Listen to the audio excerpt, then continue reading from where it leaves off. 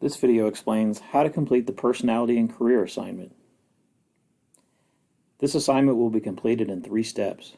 Step 1 is to complete the AchieveWorks personality assessment. Log on to your AchieveWorks account, which will take you here. You'll log in, take your personality assessment, and then you will receive your results.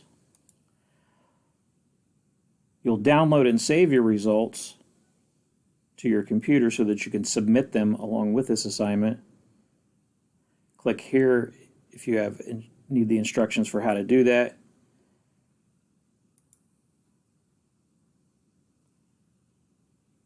Here's an example. If you click on the PDF view, you can save this. Here's what it looks like. Save it to your computer, and next you're ready to respond to the reflection prompts, which are located here. When you're ready, click on the assignment link.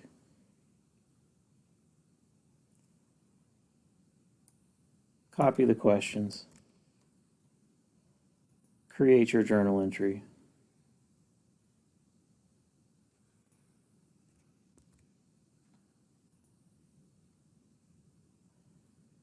Attach your personality report.